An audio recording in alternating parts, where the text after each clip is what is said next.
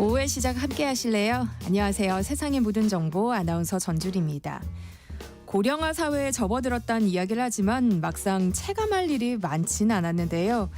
내년이면 우리나라 전체 인구 5명 가운데 1명이 노인인 초고령 사회에 진입한다고 합니다. 우리가 고령 사회에 들어선 게 지난 2018년이라는 점을 감안하면 정말 유례 없이 빠르게 늙어가고 있는 건데요. 우리는 초고령 사회에 얼마나 대비하고 있는 걸까요? 정부는 올해 안에 정년 연장과 계속 고용 로드맵을 마련할 방침인데요. 일각에선 법정 정년을 일률적으로 연장할 경우 청년들 일자리를 줄이고 노동시장 이중 구조를 더욱 심화시킬 수 있다는 우려도 나옵니다. 심도 있는 논의가 필요해 보이는데요. KBS 일라디오에서는 지금 우리 경제가 직면한 문제들을 집중 조명하고 해법을 찾는 아주 특별한 하루 준비했습니다. 세상의 모든 정보는 특별기획 우리 경제 나의 전략 4부로 고령사회, 일자리 문제를 집중 분석해 보려고 하는데요. 대통령 직속 사회적 대화기구죠. 경제사회노동위원회 관계자 모시고 지금 정년 연장 논의가 어떻게 진행되고 있는지 살펴보는 시간 마련돼 있고요.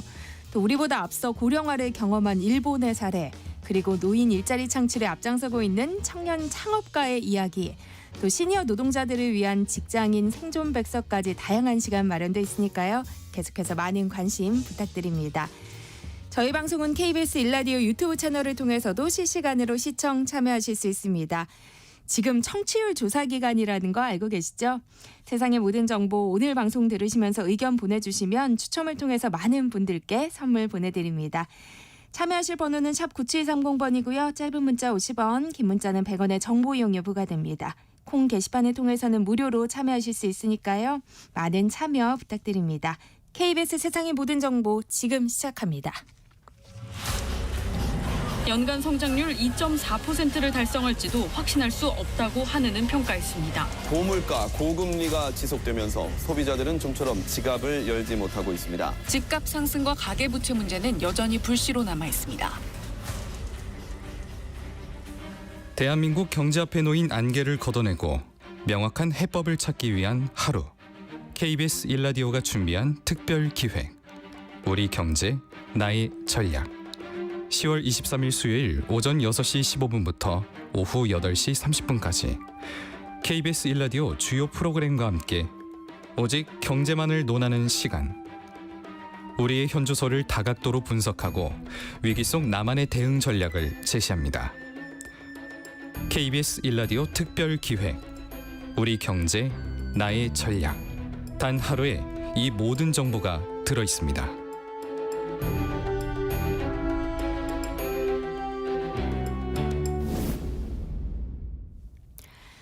한국 노인 빈곤율은 OECD 회원국 가운데 가장 높다고 하죠. 하지만 정년 이후 안정된 생활을 보장하는 양질의 일자리를 찾기란 쉽지 않은 상황입니다. 그래서 현행 60세인 법정 정년을 연장하자는 목소리가 계속 나오고 있는데요. 이와 관련해서 논의를 이어가고 있는 대통령 직속 사회적 대화기구 경제사회노동위원회 김덕호 상임위원 스튜디오에 모시고 이야기 나눠보겠습니다. 어서 오세요. 네, 안녕하세요. 65세 이상 고령 인구가 1,000만 명을 돌파했죠. 하지만 정년 이후에도 쉬지 못하고 일하는 노인들이 늘고 있는데요. 경사노위에선 이 현상을 어떻게 보고 계세요? 우선 좀 짚고 넘어가야 될 게 정년 후에 지금 쉬지 못하는 게 문제냐, 네. 아니면 일자리를 못 찾는 게 문제냐. 그죠? 이게 쉬지 못하는 게 문제라면 그건 이제 연금의 문제일 거고요. 네. 일자리를 일하지 못하는 게 문제라면 이제 일자리의 문제인 거죠. 네. 정년은 일자리와 관련된 거니까 어쨌든 인구 구조가 급격히 변하고 있고 이에 대해서는 노사정이 공동으로 대응해야 된다는 그런 인식을 가지고 있기 때문에 지금 경사노위에서 회의체를 만들어 가지고 6월 말부터 지금 논의 중에 있습니다. 그러니까 정년 이후에도 일하고 싶다는 중장년층의 목소리를 청취하고 계실 맞습니다. 거 아니에요? 예. 주로 이들이 어떤 어려움을 호소하고 있나요? 어쨌든 고령자분들 공통적으로 느끼는 것은 노후소득이 충분하지 않다. 이거겠죠. 네. 그래서 이제 일을 해야만 되는 거죠. 현재 고령자들 평균 연금액이 한 65만 원밖에 안 되거든요. 네. 그러면 이제 문제는 우리 노동시장에 두 개의 노동시장이 존재하고 그 간의 격차가 너무 크다는 겁니다. 그래서 상황이 좀 달라요. 대기업 정규직 같은 경우에는 아마 정년 후에 소득 공백을 가장 크게 느낄 겁니다. 왜냐하면 정년 후에 나오게 되면 2차 노동시장이 굉장히 열악하거든요. 임금이 네. 확 떨어지기 때문에 그래서 오히려 노동시장에 참여를 못하다가 나중에 생계가 어려워지면 다시 참여를 하죠. 하지만 중소기업이나 비정규직에 있는 분들은 계속해서 그렇게 평생을 살아오셨고 다만 자산을 모으지 못하셨던 거죠. 그래서 그분들한테 정년은 그렇게 큰 의미는 없습니다. 어차피 중소기업은 지금 정년이 없거나 정년이 65세인 데가 많이 있어요. 네. 차이가 있습니다. 정년 연장에 대한 논의가 그래서 이어지고 있는 건데 경산의회에서는 계속 네, 고용이라는 맞습니다. 용어를 사용하고 계시더라고요. 정년 연장과 계속 고용 어떤 차이가 있는 거예요? 정년 연장은 뭐 말 그대로 법정으로 60세 이상 네. 고용하도록 되어 있기 때문에 법적인 용어라고 한다면 계속 고용은 다양한 일하는 방식을 통해 가지고 계속 일할 수 있도록 해주자는 것이고 네. 그건 정년 연장도 포함해서 정년 폐지라든지 또 재고용 방식이라든지 여러 다양한 방식을 이야기할 수 있는 거죠. 임금 체계 개편은 약간 변론의 문제고요. 아, 네. 정년 연장에 대해서는 노사 간 입장차가 크잖아요. 매우 큽니다. 예. 네, 지금 어느 수준까지 논의가 되고 있나요? 뭐 아시다시피 아직까지는 평행선이고 하지만 양 당사자가 정년에 대한 그 문제의식을 같이 하기 때문에 접점을 좀 찾아 나가리라 그렇게 기대하고 있고 열심히 하고 있습니다. 예. 근데 이 문제가 쉽지가 않은 게 네. 이게 노사뿐만이 아니라 사실 노노 간에도 맞습니다. 입장이 엇갈리고 있잖아요. 대기업하고 중소기업이 다르고요. 네. 정규직하고 비정규직이 다르고 또 특히 고령자하고 청년 간 입장이 너무나 다르기 때문에 근데 여기에서 가장 정년을 원하는 사람들은 누구겠습니까? 대기업 정규직이겠죠. 네. 예, 아무래도 이제 대기업하고 공기업의 노동조합이 대부분 있고 아무래도 보이스가 그쪽에서 크기 때문에 강하게 지금 목소리가 들리는 거죠. 이렇게 정년 연장 논의가 활발하게 이루어지고 있는 가운데 변화의 움직임도 또 감지되고 있습니다. 최근 행안부 소속 공무직 근로자들의 정년이 최대 65세로 연장이 됐어요. 저도 안 그래도 그저께인가 어젠가 뉴스를 봤는데요. 사실은 이게 사실 큰 이슈는 아닙니다. 그런데 언론에서 맥락을 약간 놓치고 있어서 그런지 좀 부각이 되고 있는데요. 과거에 17, 18년도에 공공 부분의 비정규직을 정규직으로 전환하자는 정책이 있었죠. 네. 그때 이 청소나 경비 쪽에 부처들이 많이 외부 용역 위탁을 줬어요. 그분들을 이제 정규직으로 전환시키자고 하는데 아까 말씀드린 중소기업은 65세가 많죠. 네. 사람을 구하기 힘드니까 그때 그분들의 연령이 정년이 65세로 되어 있었기 때문에 이렇게 전환시켜서 65세 그대로 이제 가져왔는데 새로 채용을 하고자 하니 이게 이제 60세로 해야 되는 문제가 발생하잖아요. 그래서 상당수 부처는 그때 65세를 일원화시켰어요. 다만 행안부는 그때 그렇게 하지 못했던 거죠. 아, 그런 부분들을 그런 맥락을 모르면 네. 마치 이렇게 지금도 이미 다른 부처들은 이런 경우가 많아요. 65세로 연장된 부처들이 그럼요. 많다는 많이 말씀이시죠? 왜냐하면 말씀드린 대로 중소기업은 정년이 없거나 사람을 못 구하니까요. 정년이 65세로 있는 데가 많이 있어요. 일부 민간 기업에서도 뭐 노사 합의로 정년을 연장하기도 하잖아요. 이런 사례를 통해서 좀 합의점을 찾기는 어려울까요? 정확하게는 네. 제가 교습을 통해 가지고 정년을 연장한 사례는 접하지 못했습니다. 아마 재고용일 겁니다. 재고용. 현대차나 네. 하이닉스 같은 경우에 이번에 현대차 같은 경우에는 1년 재고용 숙련 제도가 있는데 네. 그 1년에서 2년을 연장했거든요. 네. 그러니까 지금 정확하게는 우리가 재고용과 정년 연장을 구분할 필요가 있죠. 그러니까 지금 재고용 부분 같은 경우에는 네. 대기업의 한 30% 이상이 지금 재고용 제도를 운영하고 있어요. 운영하고 있고. 네, 이거는 대기업과 중소기업 간의 사정이 굉장히 다릅니다. 그래서 다양한 방식의 고용 대안이 필요한 거고요. 네, 저희가 이제 정년 연장 얘기를 하는데 남의 이야기다라고 느낄 것 같은 분들이 또 있습니다. 일반 기업 근로자 같은 경우는 사실 뭐 정년을 다 채우는 것조차도 힘든 경우들이 많잖아요. 어떻게 보세요? 이건 사실은 공무원이냐 일반 기업이냐의 그 구분보다는 네. 대기업이냐 중소기업이냐 구분이 더 정확한 거죠. 아까 말씀드린 대로 공기업과 대기업에는 노동조합도 있기 때문에 우리나라는 해고 제한을 가지고 있단 말이죠. 네. 그러니까 함부로 해고를 하지 못해요.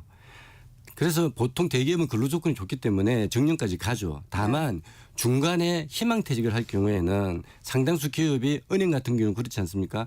상당수 희망퇴직금을 지급하죠. 하지만 중소기업은 뭐 정년이 지나도 임금을 삭감하는 경우가 없어요. 왜냐하면 거기에는 보통은 중소기업은 스스로 이직하거나 폐업하는 경우가 많이 있기 때문에 네. 그래서 이게 그러면 왜 그런 생각이 왜 그러면은 이렇게 정년 문제가 이게 부각되냐 했을 네. 때 사실 대부분의 중소기업에서 일하는 분들이 한 85%거든요.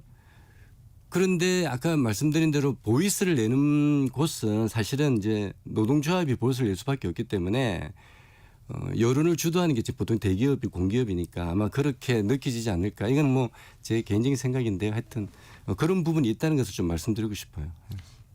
개인적인 생각이시라고 말씀을 해주셨고 퇴직한 직원을 이제 앞서서 잠깐 얘기해 주지만 재고용하는 회사는 요즘 진짜 많이 늘었어요. 많이 있습니다. 그러니까 하던 일을 그대로 하는 거잖아요. 그런데 임금은 절반 네. 정도까지 깎이거든요. 근데 이게 네. 과연 맞는 거냐 이런 지적도 있습니다. 말씀하신 것처럼 대기업에서 요즘 뭐 그 수치가 굉장히 많이 올라가고 있어요. 지금 36% 이상이라고 이야기하고 있는데 네. 그러니까 일의 강도나 일의 양을 뭐 그대로 두느냐 이것은 제가 개별 사업장을 안 들여봤기 때문에 잘 모르겠고 다만 은퇴 시기에 대기업의 임금이 굉장히 올라갑니다. 우리나라는 은퇴 시기에 3배까지 올라가요. 입사 시기보다. 네. 그렇기 때문에 은퇴 시기 은퇴하고 난 다음에 절반을 줄인다 하더라도 은퇴해서 2차 노동시장에 나오는 것보다 훨씬 낫다는 거죠. 근로자 입장에서. 네. 그래서 노동조합이나 근로자가 스스로 재고용을 임금을 삭감하더라도 재고용하겠다는 경우가 많죠. 한 뭐 2억 정도 가까이 됩니다. 예를 들자면은 뭐 자동차나 석유라든지 이런 대기업들은 굉장히 높죠 임금이. 그럼 그거 받는 게 낫죠. 그렇게 생각하면 다음 중소기업은 다르죠. 대부분 그 임금을 삭감하지 않고 그 정년을 연장하고 있어요. 근데 이제 퇴직 후에 재고용을 도입하는 것과 네네. 사실 법적으로 정년 연장을 못을 박는 건 네. 완전히 다른 얘기잖아요. 다르죠. 근데 말씀하신 것처럼 혜택이 대기업 정규직에 집중된다는 뭐 우려도 있지만 네. 초고령 사회를 대비해서는 정년 연장이 필요한 시점이다. 이런 목소리도 꾸준히 나오고 있거든요. 맞습니다. 어떻게 생각하세요? 그런데 이제 우리가 여기서 굉장히 어려운 문제죠. 네. 생각해 봐야 될 게 자, 정년 연장을 못 받았을 경우에 네. 그러면은 어디서 채용이 줄까요? 그 대기업 아니겠습니까? 그럼 청년들은 어디를 원할까요? 대기업을 원하겠죠. 그러면 결국은 취업을 준비하는 청년들에게 그 피해가 고스란히 간다는 거예요. 네. 그런데 지금 보시다시피 청년 고용 문제가 심각할까요? 고령자 고용 문제가 심각할까요? 고령자는 OECD 국가 중에서도 취업률이 제일 높아요. 고용률이. 청년이 정말 더 힘들죠. 그러니까 지금 그게 나라마다 맥락이 다르기 때문에 그런 부분들을 다 고려하고 좀 입체적으로 접근할 필요가 있다. 이런 말씀을. 그리고 중소기업이나 비정규 계신 분들은 평생을 그렇게 어렵게 살아오셨잖아요. 그분들은 하고 비교를 좀 해볼 필요가 있다. 이런 생각을 좀 말씀을 드리고 싶습니다. 저희가 이 이야기를 꺼내면 어쨌든 항상 이제 연결이 되는 이야기가 네. 말씀하신 것처럼 네네네. 청년층 일자리 네네, 문제입니다. 맞습니다. 그러니까 고령층 고용이 연장되면 안 그래도 힘든 청년층 취업이 더 어려워지고 양질의 일자리가 줄어든다는 말씀이신 거잖아요. 네. 그래서 이 문제에 대해서 노사정이 또 어떤 대화를 하고 있는지 궁금해요. 굉장히 중요한 포인트고요. 그래서 노사정도 청년 상생의 문제가 가장 중요하다 이렇게 생각을 하고 있어요.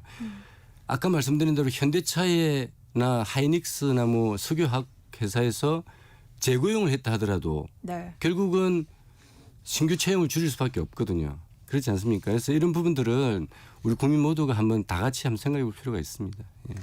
그런데요. 정년 연장과 또 청년 일자리 간에 유의미한 상관관계가 있진 않다. 이런 연구 결과도 있더라고요. 과거 정년 연장 때는 어땠는지가 네네. 궁금해요.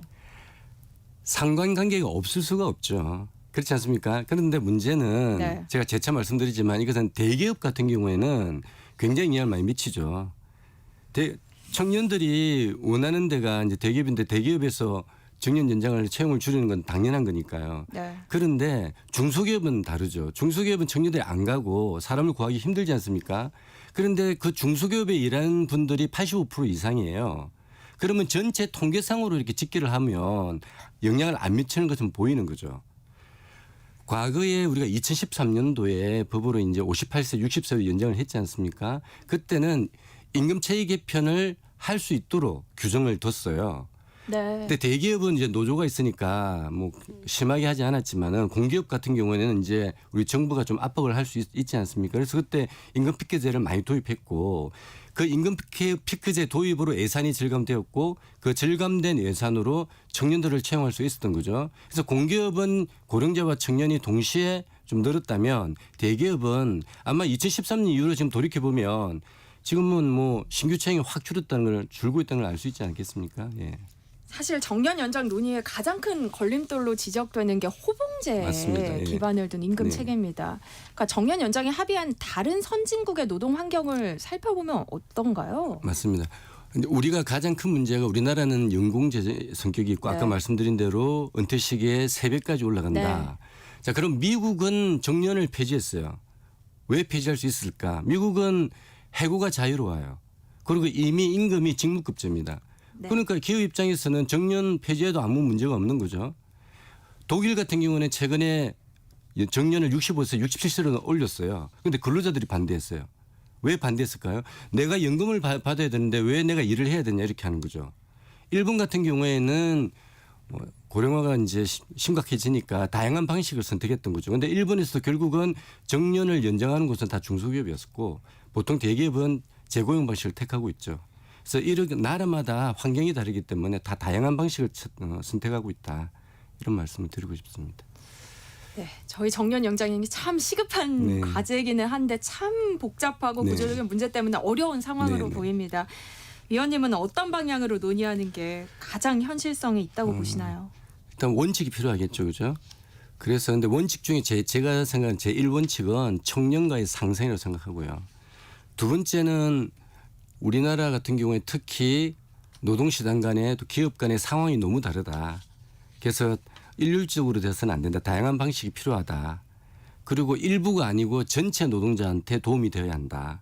그다음 마지막으로 이 임금이라고 하는 것이 생산성과 또 공정한 보상 요거와 반드시 이건 장기적으로는 반드시 우리나라가 가야 할 길이라고 이렇게 생각합니다.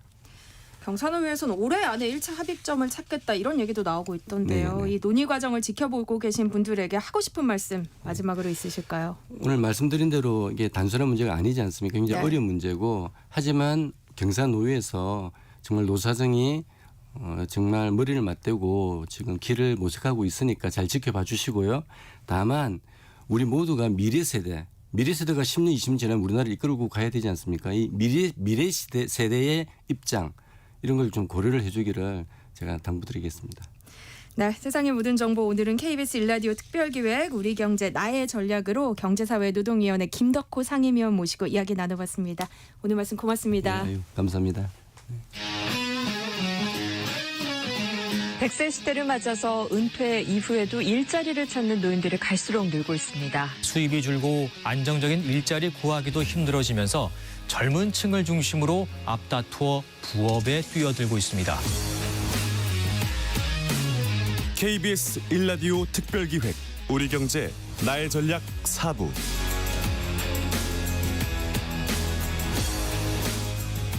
네, 우리보다 앞서 초고령 사회에 진입한 일본은 노인 빈곤 문제를 어떻게 풀어가고 있을까요?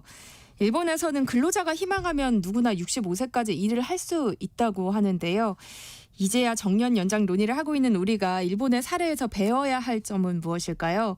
세상의 모든 정보 오늘은 KBS 일라디오 특별기획 우리 경제 나의 전략 4부로 일자리 문제를 집중 분석해보고 있습니다.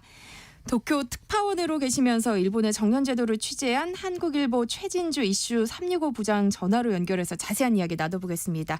안녕하세요. 네, 안녕하십니까. 최진입니다. 네, 요즘에는 은퇴란 말이 참 무색하죠. 그만큼 퇴직을 한 이후에도 또 쉬지 못하는 노인들이 많아졌는데요. 우리보다 앞서 고령화를 경험한 일본의 모습은 어떤지 궁금합니다. 네, 일본에서 우리나라도 사실 60세 이상 고령자의 거의 절반 가까이가 일을 하고 있습니다. 네. 이거는 사실 일본보다 더 높은 비중인데요. 아무래도 연금 제도가 충분하게 되어 있지 않기 때문에 일본보다 굉장히 많은 사람들이 일을 하고 있죠. 근데 일본의 특징은 임금 노동자들이 계속 정년 지난 후까지 일하는 그런 경우도 많다라는 점에서 이제 특징이 있는데요. 네. 일단 일본에서 몇 살까지 일할 것인가라는 질문에서 70세 이상을 선택한 응답자, 그러니까 70세 넘어서도 일을 하겠다까지 응답자가 39%, 그다음에 60대까지 일하겠다 38% 정도로 이렇게 3분의 2 정도가 어쨌든 60대 즉 70세 가까이까지 일을 할 예정이거나 그 이상을 원한다라는 그런 상황이었습니다. 그리고 취업자 중 고령자 비율이 한 13.6%, 그리고 OECD 65세 이상 고용률이 25.1% 정도로 해서 OECD 평균 15%보다 크게 웃도는 상황입니다.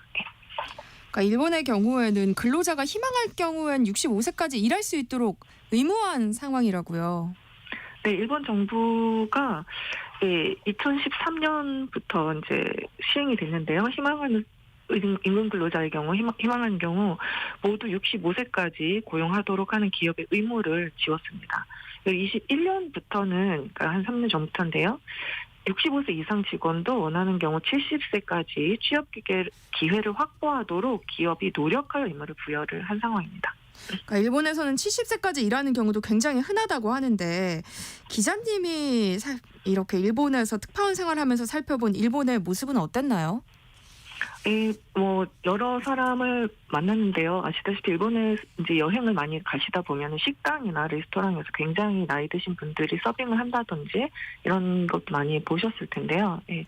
그 만나는 상당수 분들이 이제 경제적인 이유, 연금으로 충분치 않기 때문에 생활이 충분히 일하고 있지만 또 많은 분들은 그 집에 있는 것보다 건강에 좋다.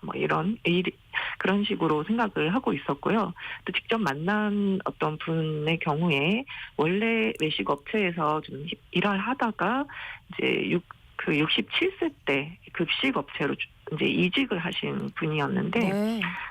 이분은 월급은 전보다 줄었지만, 그 연금을 이미 65세부터도 나오고 있기 때문에 경제 사정에 큰 문제가 없고 또 전 직장에 비해서 일이 몸에 무리가 가지 않기 때문에 굉장히 좋다. 지금 계속 일을 하고 있는 것이 내 건강에도 좋다. 이런 식으로 얘기를 하셨습니다. 사실 우리는 이제서야 이제 정년 연장에 대한 사회적 논의가 시작된 거나 다름이 없는데요. 일본의 경우는 충분한 여유를 두고 사회적 합의를 이끌어냈다고 하더라고요. 어느 정도의 시간이 걸렸나요? 네, 일본은 정부가 이제 장기적인 계획을 세우고 그다음에 어느 정도 합의가 이루어지면 노력 의무를 기업에 먼저 부과를 합니다. 이거는 강제성이 없는 거고요. 네.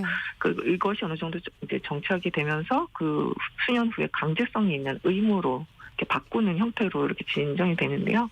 처음에 이제 70년대부터 이미 이제 고령화 사회에 진입을 했다 보니까 정년 연장 논의가 이제 시작이 됐었고, 그 94년에 60세 이상으로 60세로 이제 정년을 높였습니다. 그리고 2007년에 이제 초고령 사회에 진입을 했는데요. 그래서 2013년부터 아까 말씀드렸듯이 65세부터 고용해야 되는 의무를 기업에 부과했는데 그보다 훨씬 전에 역시 노력 의무가 부과가 됐었고요.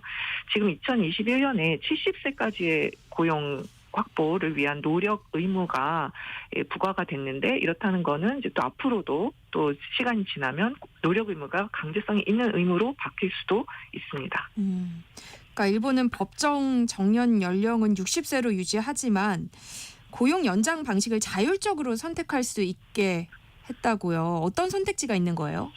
네, 60세 이상 고용에 대해서는 세 가지 선택지가 있습니다. 먼저 정년을 폐지하는 방안. 그럴 경우에는 언제까지나 고용하는 방안이고요. 그다음에 두 번째, 정년을 65세로 연장하는 방안입니다. 기본급이나 이런 것도 유지가 되는 거고요. 마지막으로 60세에 일단 퇴직을 하고 재고용하는 방안입니다. 이 재고용할 때는 이전 월급보다는 상당히 깎아서 재고용을 하게 되는데요. 그런 선택지를, 그러니까 기업들이 모든 사람들을 65세까지 고용해야 한다라고 이제 강제를 하는 대신에 월급을 깎아도 된다는 그런 선택지를 주게 된 거죠. 그럼 일본 기업들이 가장 많이 선택하고 있는 고용 연장 방식은 어떤 거예요? 퇴직 후 재고용, 방금 전에 얘기 드렸던 퇴직 후 다시 고용하는 방안이 전체 70%를 넘고 있고요. 그 압도적이고 정년을 그대로 연장하는 방안이 25.5%, 그 정년을 아예 폐지한 경우는 3.9%였습니다. 대부분 퇴직 후 재고용을 채택하고 있다고 보시면 되겠습니다. 그렇게 하면 근로자들의 임금이 깎이는 거잖아요. 네, 2021년에 이제 언론사 니케이 비즈니스가 그 60세의 정년을 맞이한 후에 계속 재고용을 선택한 고령 노동자를 대상 조사를 했는데요.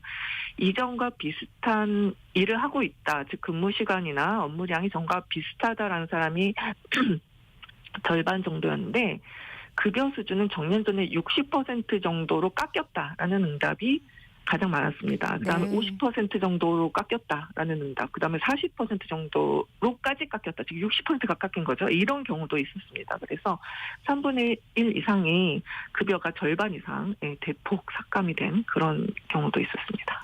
그러니까 일본도 우리처럼 쉽게 말해서 호봉제가 대세인 국가인데 이 정도로 네. 임금이 깎이면 반발이 있지 않았나요?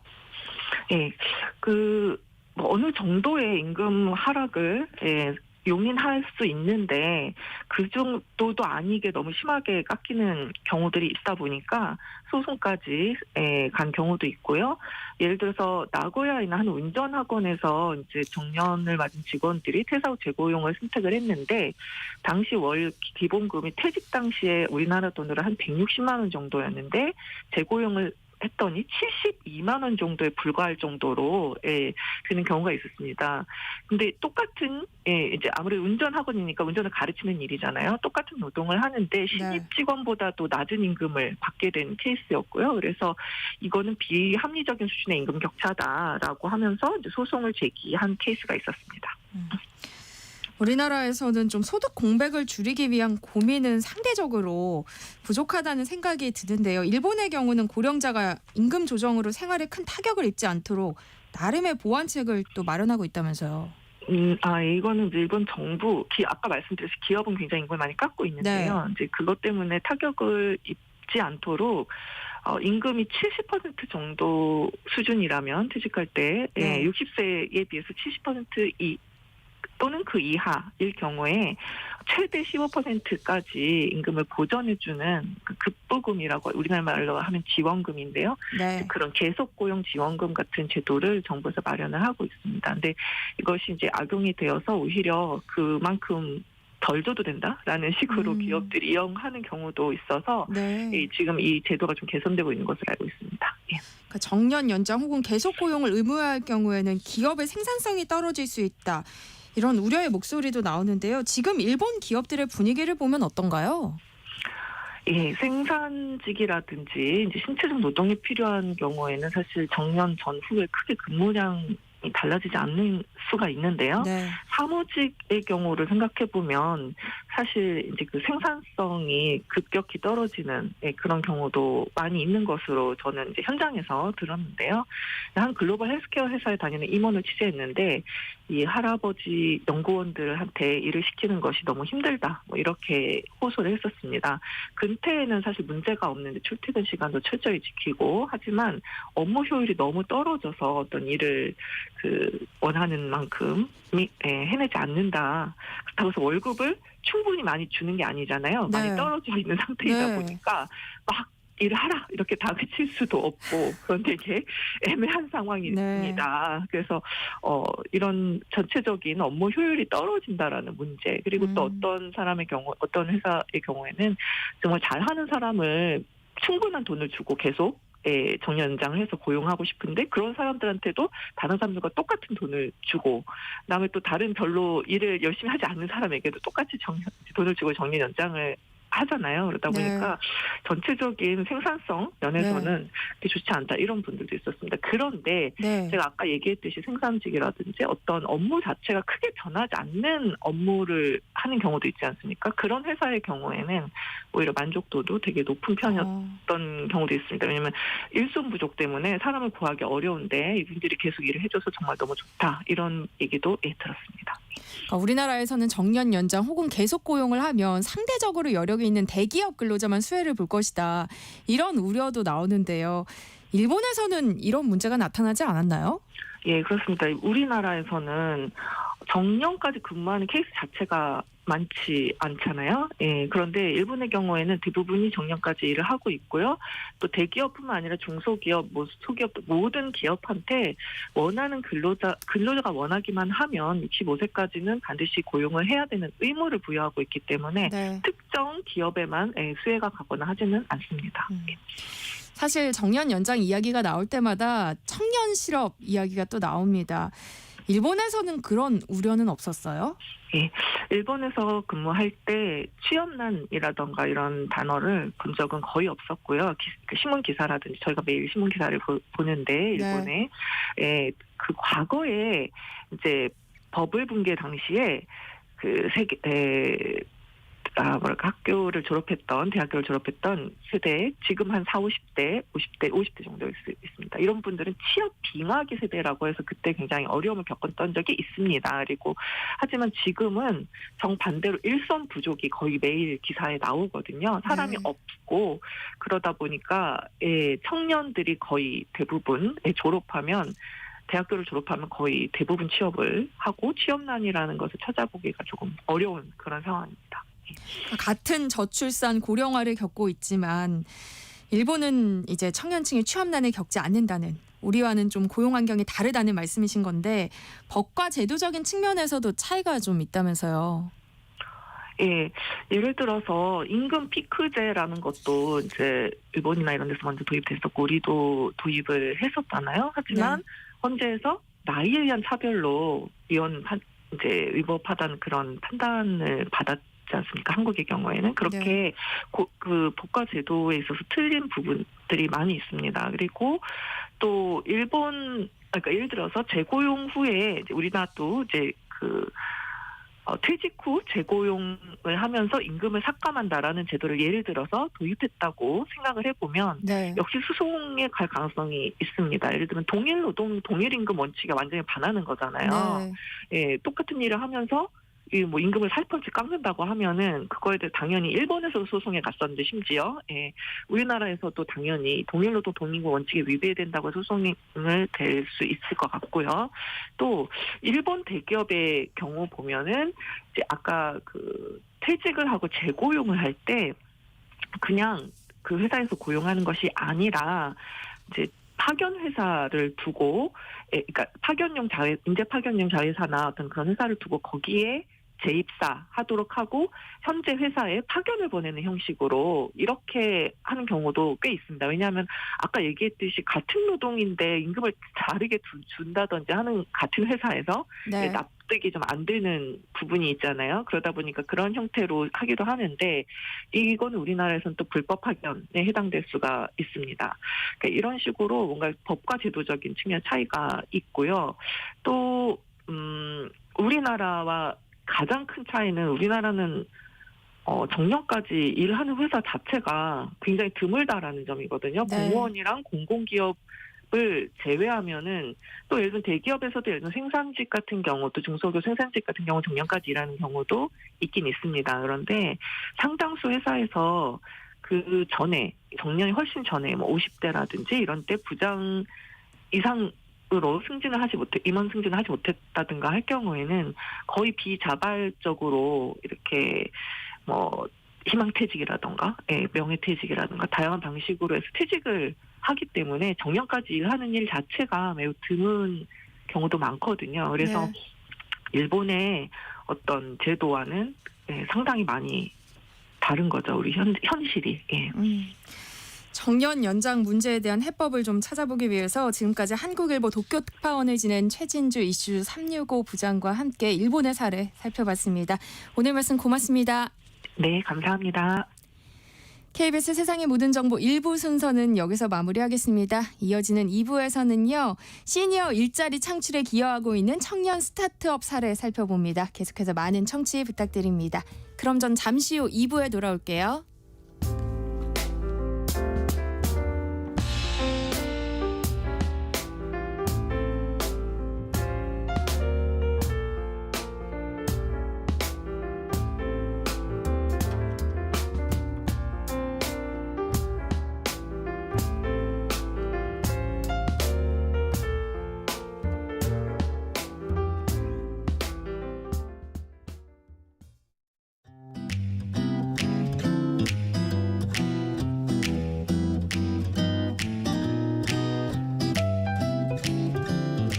안녕하세요. 바른말 고운말입니다.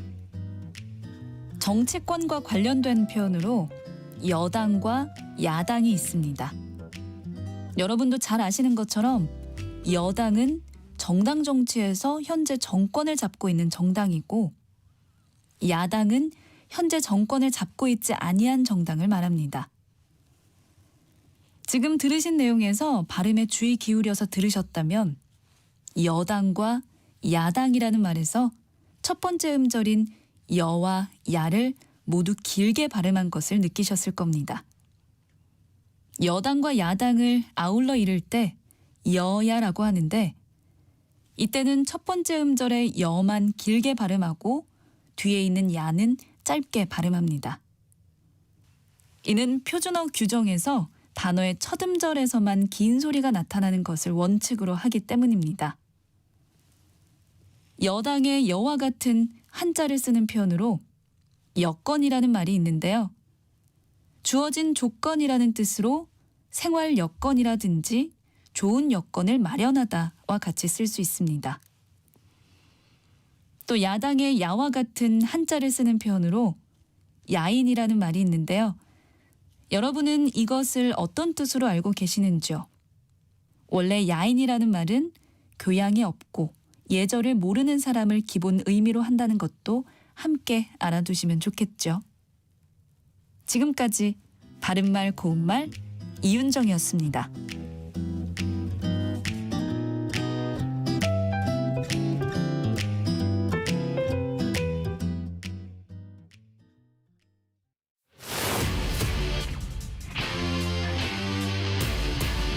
토론에 정답은 없습니다. 토론이 세상을 바꿀 수도 없습니다.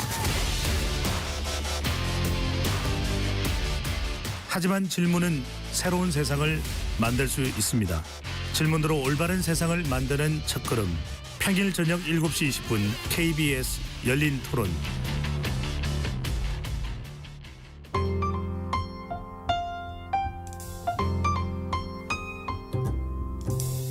어떤 하루 보내고 계신가요? 눈코 뜰 새 없이 바쁘게 지나가는 한 주. 월요일부터 금요일, 매일 밤 10시부터 12시까지는 오롯이 당신만을 위한 시간입니다.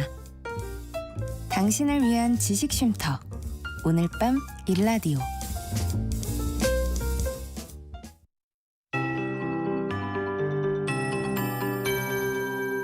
KBS 58분 날씨. 하늘이 차츰 맑아지면서 따뜻한 가을 햇살이 비치고 있는데요. 찬바람이 강하게 불어서 기온의 오름세는 더딥니다. 오늘 예상 낮 최고 기온은 서울 16도, 대전, 광주 18도, 강릉, 대구 19도, 부산 22도 등으로 어제보다 1도에서 6도 정도 낮겠습니다. 밤 사이에는 기온이 더 떨어지면서 내일 아침은 반짝 춥겠습니다. 철원 3도, 서울 7도, 대구 8도 등으로 오늘 아침보다 5도에서 9도가량 뚝 떨어지면서 올가을 들어 가장 낮은 기온을 보이는 곳이 많겠습니다. 내일 아침에 일부 내륙과 산지는 서리가 내리겠고요. 높은 산지는 물이 얼기도 하겠습니다. 하지만 내일 낮 기온은 20도 안팎으로 오늘보다 3도에서 5도 정도 오르면서 평년 기온을 회복할 전망입니다. 바람은 종일 강하게 불겠습니다. 특히 지금 강원 영동과 경북 북부 동해안에는 강풍 경보가, 서해안과 경북 동해안, 일부 전남 남해안과 제주도에는 강풍주의보가 발효 중이어서 시설물 관리에 더욱 유의하셔야겠습니다. 또 강원 동해안과 경상도 해안에는 높은 너울이 몰려오겠습니다. 내일과 모레는 전국이 대체로 맑을 전망입니다. 현재 서울의 기온은 14.3도, 습도는 66%입니다. 송소진입니다.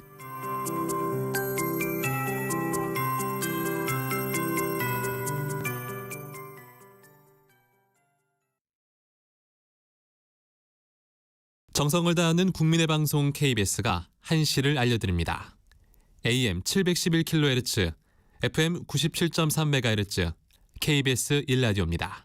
HLKA.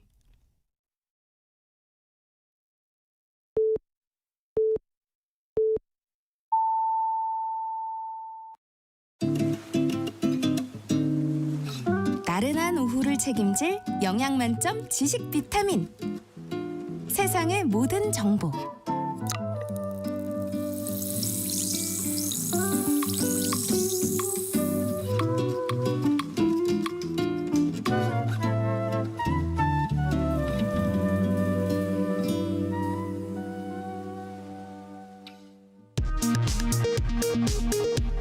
이 시각 라디오 정보센터 뉴스입니다. 국민의힘 한동훈 대표는 그제 대통령과 면담에서 대통령 친인척 등의 비위 행위를 감찰하는 특별감찰관의 추천 절차를 실질적으로 진행하겠다고 말했다고 밝혔습니다. 더불어민주당 이재명 대표는 윤석열 대통령과 한동훈 대표의 면담에 대해 여러 가지 면에서 아쉽고 매우 안타깝다면서 다시 정치가 복원될 수 있는 길을 찾아보겠다고 말했습니다. 다음 달부터 유류세 인하폭이 축소되면서 휘발유와 경유 가격은 리터당 40원가량씩 오릅니다. 산업용 전기요금은 내일부터 평균 9.7% 오릅니다. 서울시가 시내 지상철도 전 구간의 94%인 67.6km의 선로를 지하화하겠다고 발표했습니다. 지금까지 라디오 정보센터 뉴스 정한나였습니다.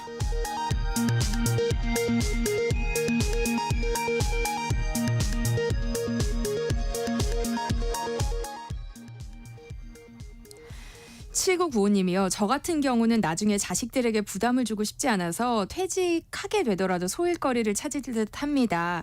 나라에서 고령화 저출산인 만큼 일을 세분화시켜서 고령자 그리고 젊은 층이 함께 팀을 이뤄서 일을 할 수 있는 분야가 많이 늘어났으면 좋겠습니다 하셨거든요. 그런 곳이 있습니다. 20대 청년들이요. 부모님께 권할 수 있는 일자리를 만들자라는 목표로 사회적 가치를 쫓고 있는데요. 청년들과 고령층이 함께 공존하는 벤처기업 오늘 만나봅니다.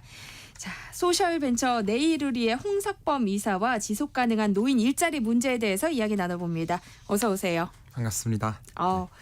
그러니까 네이루리는 60세 이상 시니어들을 직접 고용하는 사회적 기업, 소셜 벤처라고 들었습니다. 구체적으로 어떤 일을 하고 있는지 소개를 좀 해주세요. 네. 우선 네이루리 주식회사는 첫 번째로 노인 일자리를 만들고 있어요. 지금 온고잉이라는 노인 일자리를 만들고 있고요.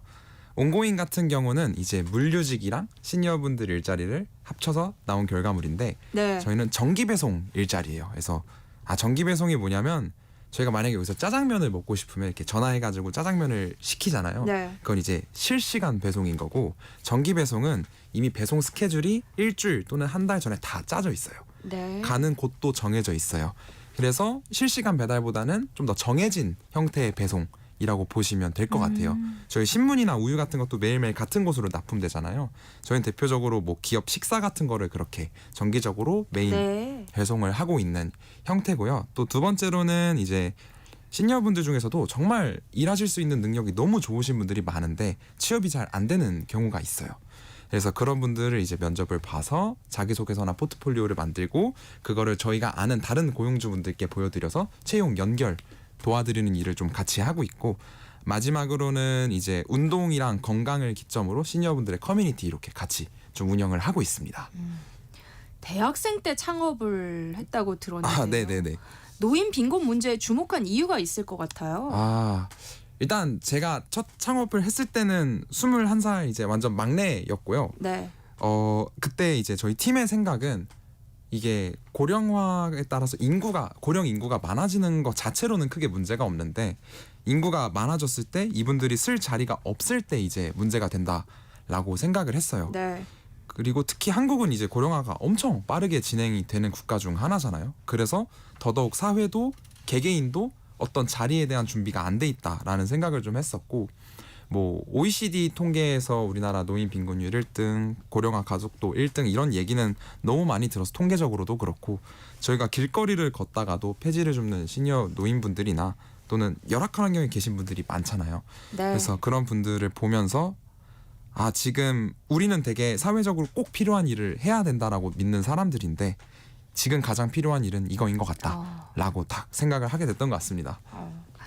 근데 노인을 고용하는 스타트업을 창업한다고 했을 때 혹시 주변에 반대는 없었어요? 뭐 좋은 취지기는 하지만 뭐 현실적인 제약을 좀 걱정하는 목소리도 있었을 것 같거든요. 네, 분명 있긴 있었는데 사실 네. 엄청 막 크게 기억이 나지는 않고요. 근데 안 들었군요. 네, 그랬던 것 같아요. 근데 그건 있었어요. 처음에 시작한다 했을 때 네. 진지하게 봐줬던 사람이 그렇게 많지 않았던 것 같아요. 그러니까 그냥 뭐 대학생들 프로젝트 하네, 또는 너네 봉사 수준으로 그냥 재밌는 일 좋은 일 하네, 오래 하진 못하겠다 정도로 생각을 했고, 이게 워낙 새로운 일이었잖아요. 시니어 일자리를 물류로 해서 우리가 일자리를 만들어내는 회사가 되겠다라는 네. 게, 그래서 처음에는 다들 그렇게 많이 생각하셨던 것 같고, 저랑 같은 팀이었던 분들이 이제 저보다 형 누나였으니까 그분들은 제 추측으로는 가족들이 집에서 얘는 취업 안 하고 뭐 하나 이런 생각 많이 하셨을 것 같아요. 네, 네. 처음에는 그랬었을 것 같습니다. 네. 네, 그런 걱정의 목소리를 뒤로하고 이제 보란 듯이 아직까지도 이 일을 열심히 하고 계신 거잖아요. 네. 그러니까 지금은 정부와 협업도 하고 있고 시니어 혁신 기업으로 꼽힐 만큼 좋은 평가를 받고 있어요. 근데 하지만 실제로는 시행착오도 있었죠. 그쵸. 시행착오도 있었고, 지금 이제 저희가 온고잉이라는 일자리를 운영한다고 했잖아요. 네. 근데 그 일자리가 그 형태 일자리를 만들기까지 18개월 정도가 걸렸었어요.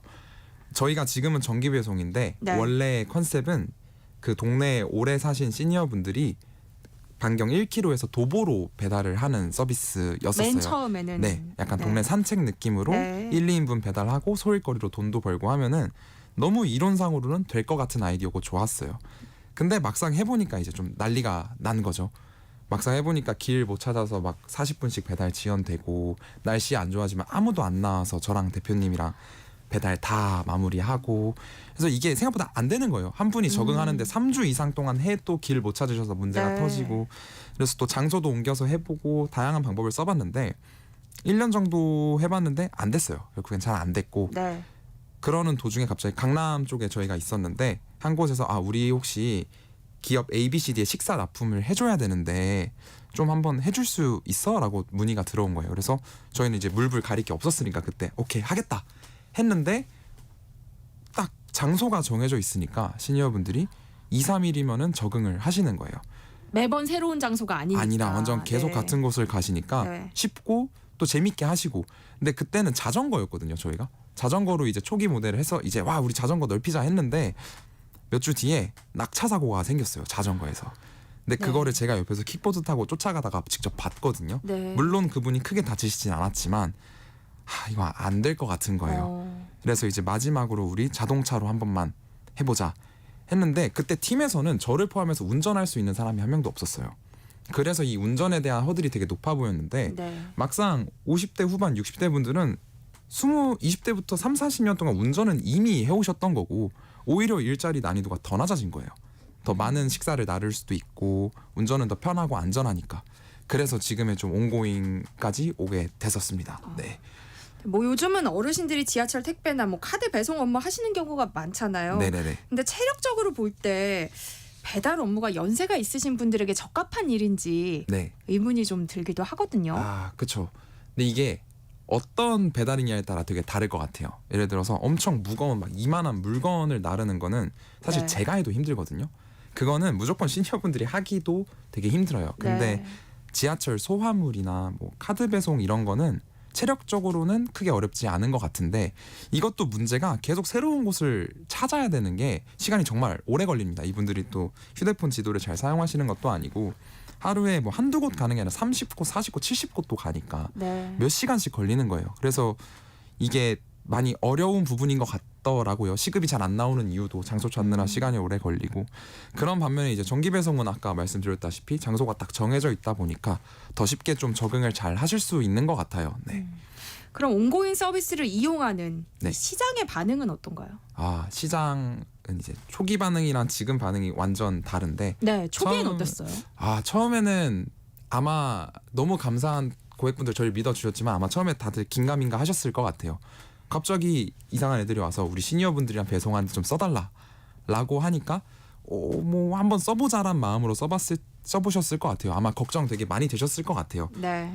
근데 이제 우리가 시니어란 단어를 쓸 때 시니어가 50대 후반도 있고 60대도 있고 70대도 80대도 있는데 저희도 20대, 10대, 30대, 40대 다 다르잖아요. 네. 우리가 백발의 노인을 생각하지만 지금 50대, 60대 분들은 할아버지, 할머니보다 오히려 아저씨, 아줌마에 훨씬 더 가까운 세대여서 일을 되게 잘하세요. 네. 그래서 이제 그거를 보신 거죠. 이게 되네를 좀 보셨고 또 저희 세대랑은 다르게 이분들은 책임감이랑 성실함 그리고 주인의식이 엄청 두드러져요. 네. 저희는 좀 개성과 자유가 중요하다면 그분들은 그게 되게 두드러져서 그런 면에서 또 되게 좋게 봐주신 면도 많은 것 같고 작은 사례들이 쌓여서 지금은 초기와는 좀 더 다른 반응으로 하고 있는 것 같습니다.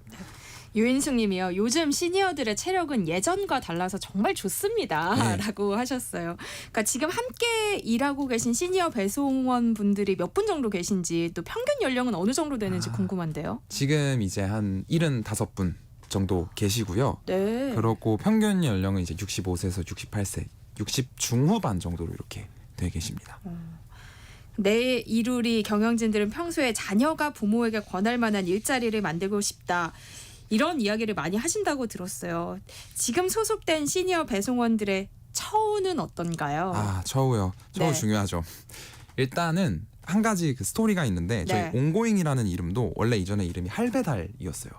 네. 할배달이라는 이름이 되게 직관적이고 그러니까 시니어가 배송한다라는 측면에서 되게 직관적이고 위트도 있는데 막상 그 우리 부모님이 할배달이 적힌 뭐 차를 타시거나 유니폼을 입었을 때 약간 탐탁지 않다라고 팀원들이 다 똑같이 생각을 했던 거예요. 네. 그래서 좀 온고잉이라는 이름을 바꾸게 된 계기도 되었었고 저희 이제 근로 처우 같은 경우는 저희는 되게 중요하게 생각을 하는 게 딱 그 근로에 맞는 임금을 적정하게 드려야 근로자도 회사도 오래 갈 수 있는 되게 지속 가능한 방법이라고 건강한 방법이라 생각을 해요.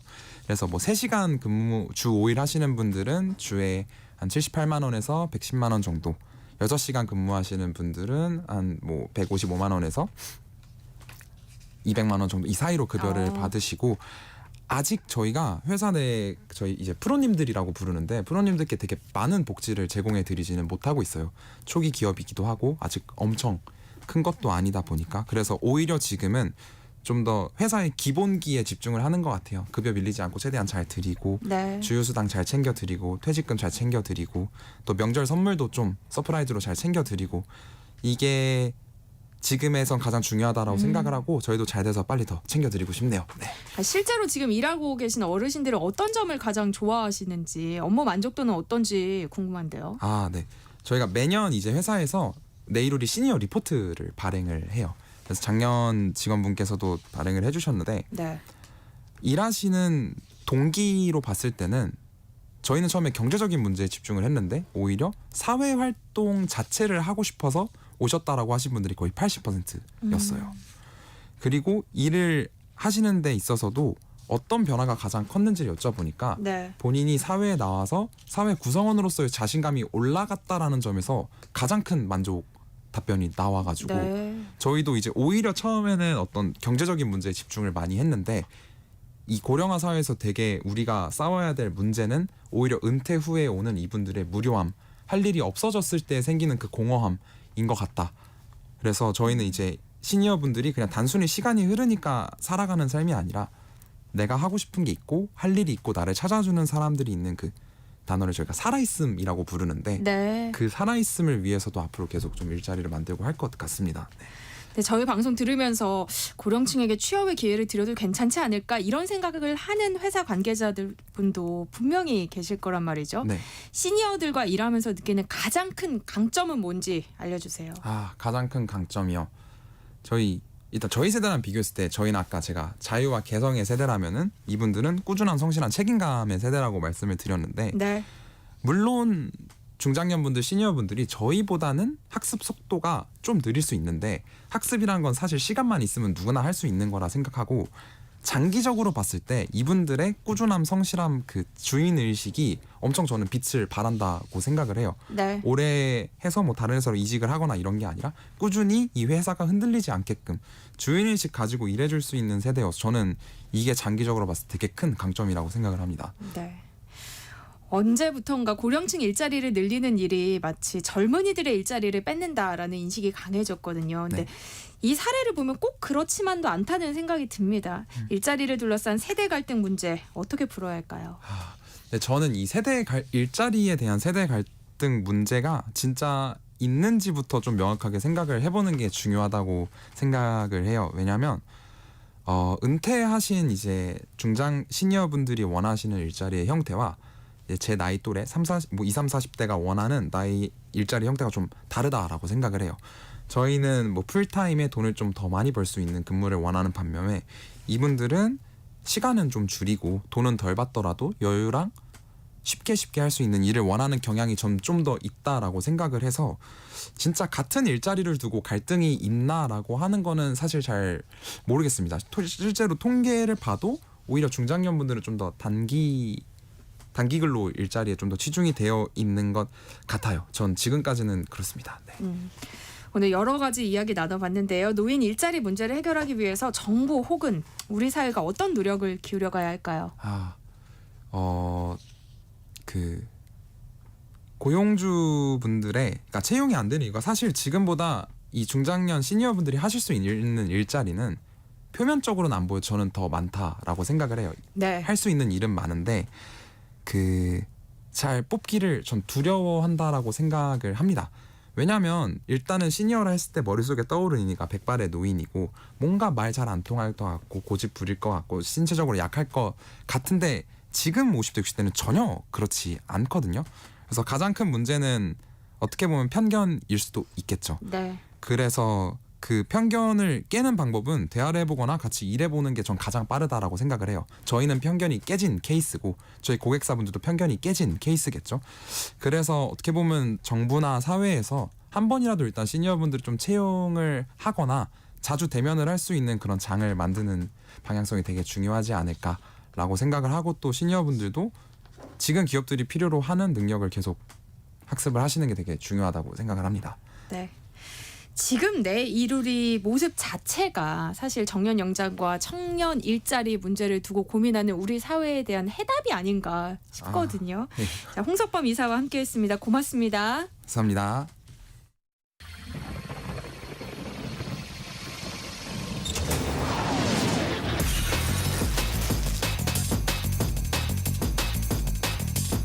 KBS 1라디오 특별기획 우리 경제 나의 전략 4부. 네, 일터에서 억울한 일은 없어야겠죠. 라디오 생존 백서. 오늘은 실버 세대에게 필요한 노동 처방전이라는 주제로 이야기 나눠봅니다. 소나무 노동법률사무소 김효신 노무사와 함께합니다. 어서 오세요. 네, 안녕하세요. 주변에 보면 뭐 소일거리가 아니라 생계를 위해서 꼭 일을 해야만 하는 노년층들이 많은 것 같은데요. 문제는 노인 일자리의 질이 떨어진다는 점이겠죠. 네, 맞습니다. 뭐 다들 경제적인 이유로 뭐 노동 시장에 오래 남아서 일하기를 희망하는 고령층 늘고 있는 건 다들 아실 거예요. 근데 네. 정작 이런 분들 위한 일자리는 저임금이거나 단기 일자리가 대부분인 상황입니다. 실제로 뭐 통계청의 5월 발표 자료에 따르면요, 55세 이상에서 79세 미만에 있는 고령층이 희망하는 임금 수준은 200에서 250만 원이 가장 높았는데요. 실제로는 그거보다 더 적게 받으시는 경우가 많더라고 네. 나왔습니다. 그래서 사실 지금의 사회 서비스형 일자리, 그러니까 보육교사, 보조라는 실버 장애인 돌봄 업종이 있는데요. 여기에서 최저임금 준하는 1,570원을 받고 있고, 사실 나머지 공공형이나 민간형 일자리 같은 경우에는 뭐 최저임금에도 못 미치는 지원금을 받고 있다고 보도되고 있습니다. 정부가 노인 일자리 창출을 위해서 예산 확대하고 적극적으로 나서고 있지만은 이 고령층에 있는 일자리들이 저임금에 머무르고 있다는 현실입니다. 네. 고령층 대부분이 어떤 곳에서 일하고 있나요? 사실 이제 임금 수준이 낮은데 노동 강도는 높은, 우리가 소위 말하는 이제 3D 업종을 중심으로 수요가 많아지고 있습니다. 이 업종 같은 경우는 사실 청년 기피 업종이 노년층이 메꾸고 있다고 봐야 되는 거거든요. 더 좀 그런 거는 사실 일하는 고령층의 대다수가 본인들이 그 젊었을 때 은퇴하기 전까지 해왔던 분야와 무관한 업무에 종사하게 되는 게 현실입니다. 그래서 뭐 통계청 조사 결과도 보면 단순 노무 종사자가 42.1%로 가장 많았고, 뭐 농림, 어업에 종사하더라도 보고되어 있습니다.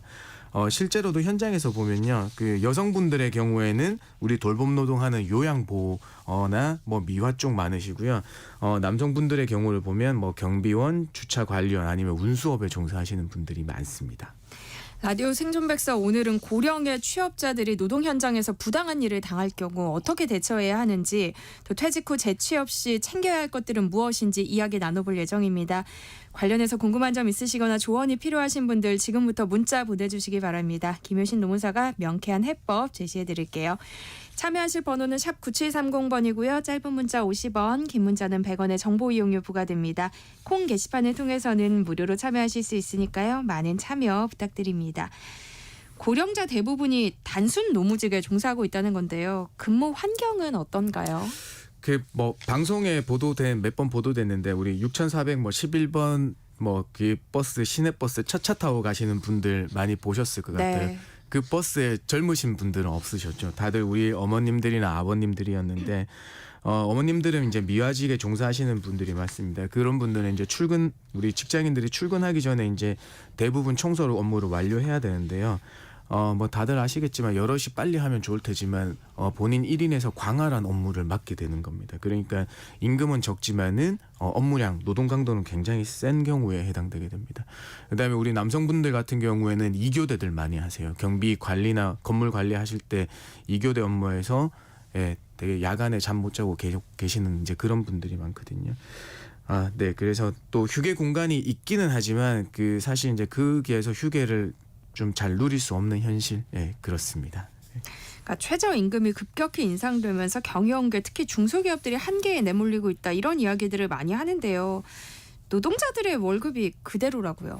예, 맞습니다. 이게 뭐 사실 거의 다 최저임금 수준에 많이들 머물러 계시는데요. 이게 전년도 최저임금으로 급여가 결정됐으면 사실 최저임금은 가장 우리가 국가에서 정해놓은 가장 기본적인 급여이기 때문에 이게 오르면 당연히 오르는 게 당연한 거잖아요. 네. 근데 이게 건물 관리나 미화 관리 용역 업체들이 이 급여 반영분을 그대로 올려 받으시면 좋은데 워낙 경쟁이 치열하다 보니까 이걸 반영을 못 받으시는 경우들이 많아요. 그렇기 때문에 이제 일하는 시간 대비 최저임금 위반 문제를 해소하기 위해서는 단 두 가지 방법. 급여를 올리거나 휴게 시간을 더 부여하는 것. 그러니까 일하는 시간을 줄이는 이 두 가지 방법 중에 후자를 선택하고 있는 겁니다. 조금 더 구체적으로 설명을 해주신다면요. 네. 원래 우리는 그냥 40시간 제 많이들 하시니까요. 네. 40시간 근로하게 되면 유급 주휴 포함해서 월 209시간이 유급으로 받아야 되는 시간이에요. 그래서 9,860원을 곱하면 월 급여가 206만 740원이 돼야 되는 거거든요. 근데 내년도는 우리가 지금 올랐죠. 1030원으로요. 그러면 똑같이 1030원에 209를 곱하면 209만 6,270원이 돼야 되는데 네. 이걸 그대로 3만 5천 원 정도로 올려주지 않고 부담으로 다가온다고 해서 주 1시간씩을 줄이게 되면 월 유급 인정 시간이 203시간으로 낮아지게 되는 거거든요. 네. 그래서 낮아져서 오히려 급여를 그대로 대입시키려면 203만 원으로 206만 원에 보다 못 미치는 거지만 급여는 깎지 않고 인상도 해주지 않고 동결시키는 거죠. 네. 그런데요. 고령층이 많이 종사하는 경비직 근로자들이 근로기준법의 보호를 받지 못하고 있다는 얘기도 있더라고요. 맞습니다. 이게 중요 조항들이 적용이 안 돼요. 경구직 같은 경우에는 회사가 이제 감시 단속적 근로 승인을 받게 되면요. 주 52시간제가 적용 안 되고요. 그다음에 4시간 근로에 30분, 뭐 8시간 근로에 1시간 이상 휴게를 주는 휴게 규정도 적용되지 않고 연장 근로나 휴일 근로하면 우리 50% 가산 수당을 받아야 되는데 그것도 적용되지 않고요. 네. 주휴 수당도 적용되지 않고 있습니다. 근데 다만 이제 적용되는 게 있는데 이건 야간 근로에 대한 야간 근로 가산 수당하고 연차 휴가는 적용이 되겠습니다. 감시적 근로라는 말은 좀 생소한데요. 네, 맞습니다. 뭐 주요 업무가 정신적, 육체적 피로가 적은 업무에 종사하시는 분들입니다. 그래서 경비원이나 뭐 물품 감시원, 수의분들을 말씀을 드리는 거고요. 이게 뭐 이런 업무에만 종사하면 다 되는 게 아니고요. 승인을 받아야지 이걸 아까 말씀드린 주요 조항들을 배제시킬 수 있는 거거든요. 그 승인 요건을 알려드리면 뭐 사업주 관리하에 1일 근로시간이 12시간 이내 또는 격일제 근로자인 경우에 휴게 시간이 8시간 이상 확보가 되어야 하고요. 그다음에 근로자가 자유롭게 이용할 수 있도록 별도의 휴게나 수면 시설을 구비하고 있어야 됩니다. 그다음에 이제 근로계약서에 근로시간 휴게 휴일에 관한 규정이 적용 제외된다는 것을 명시하고 설명해야 되고 그다음에 뭐 감시적 업무가 본래 업무이나 불규칙적으로 단시간 동안 타 업무를 수행하는 경우에 해당돼야 된다. 그러니까 타 업무 수행이 반복적이면 안 된다. 그러니까 간헐적으로만 이루어질 경우에만 가능하다. 이렇게 말씀드릴 수 있습니다. 이야기를 들어보면 우리 일상에서 굉장히 중요한 업무를 하고 계신 분들인데 근로기준법의 보호를 받지 못한다는 게 이해가 잘 안 되긴 하네요. 네. 그런데 사실 경비원의 경우 경비 업무만 보는 건 아니잖아요. 네, 오히려 뭐 맞습니다. 재활용, 분리수거 작업이 더 고되다 이런 말씀들을 많이 하시던데요. 이런 네. 거는 문제가 없는 거예요? 사실 이제 아파트 경비원들 같은 경우에는 우리 경비업법하고 관련이 돼 있거든요. 그래서 21년도 이전에는 법에서는 이런 업무들을 못하게 막아놨었어요. 그런데 워낙 우리가 일상화되고 경비원분들이 뭐 택배 작업하고 분리수거 작업 다 하시니까 21년도에는 이 법을 개정을 했거든요. 네. 그래서 업무 범위를 구체화했는데 이 경보 업무 외에 수행할 수 있는 업무가 청소와 이에 준하는 미화의 보조, 그다음에 재활용 가능 자원의 분리, 배출, 감시 및 정리, 안내문의 게시와 우편 수취함의 투입 정도가 되겠습니다.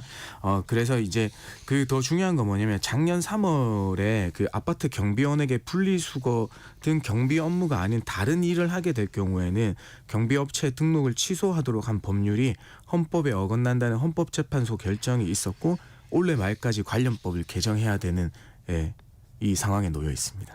헌재의 결정을 좀 더 살펴봤으면 하는데요. 네. 이게 이 회사 김해시에 있는 한 아파트 경비 업무를 맡은 회사가 우리 경비원에게 경비 업무하고 더불어 음식물 쓰레기통 세척이나 뭐 택배 관리 등을 지시했나 봐요. 그래서 이 경남지방경찰청이 회사가 경비원에게 이 업무, 그러니까 업무 범위 외의 업무를 시켰다는 이유로 회사의 경비업체 허가를 취소해 버렸거든요.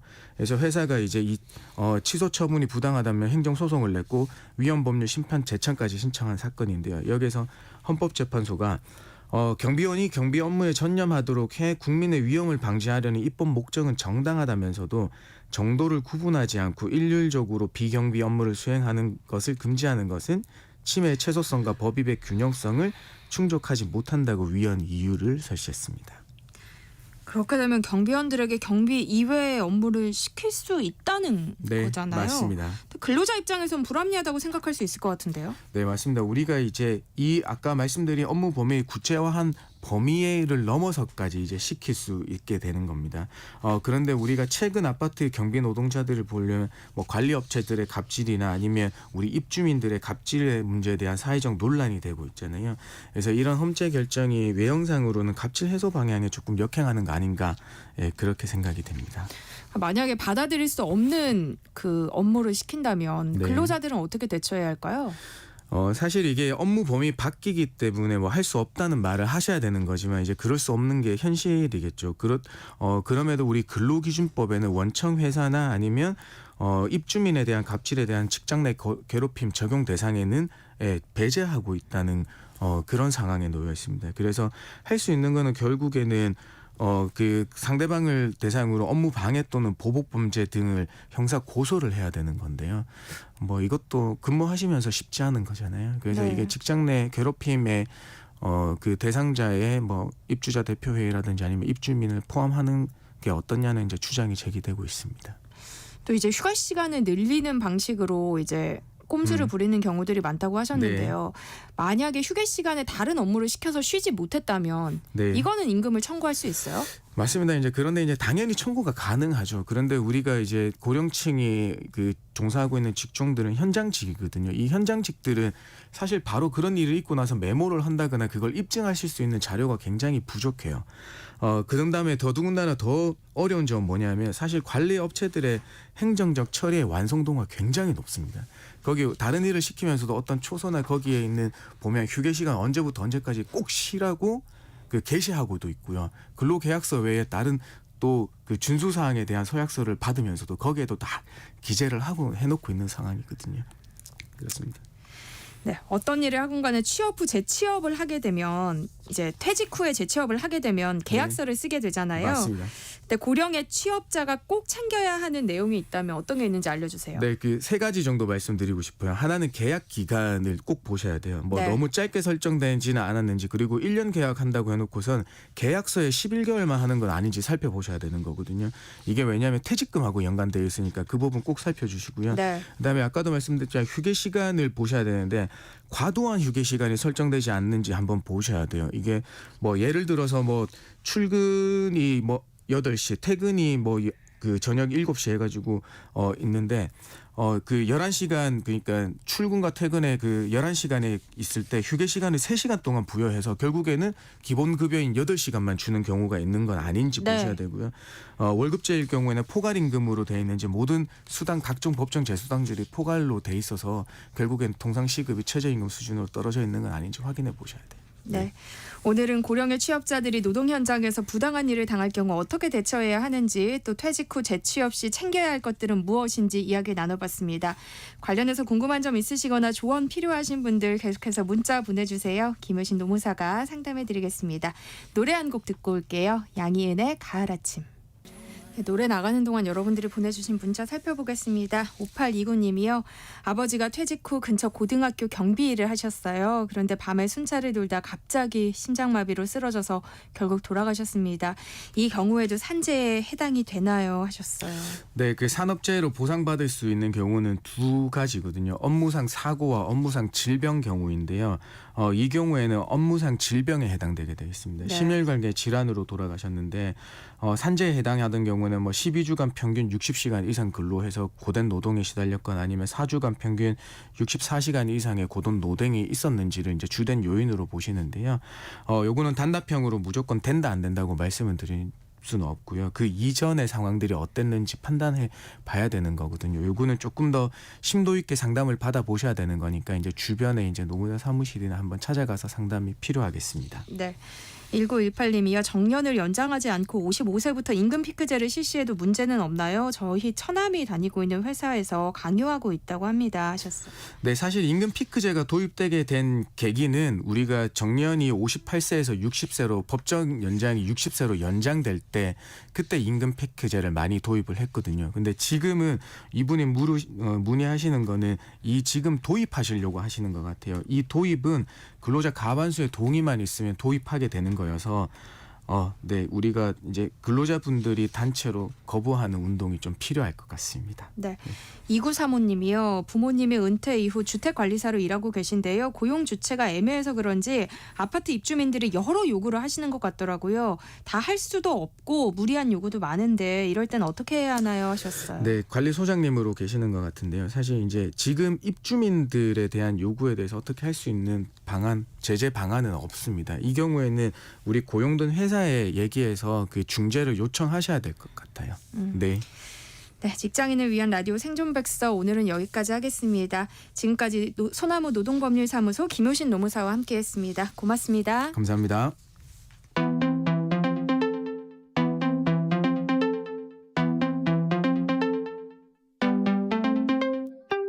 매주 수요일 세모정 담당 PD가 직접 체험한 세상의 모든 트렌드를 알려드리는 시간이죠. 이번 주는 강세원 PD와 함께합니다. 어서 오세요. 안녕하세요.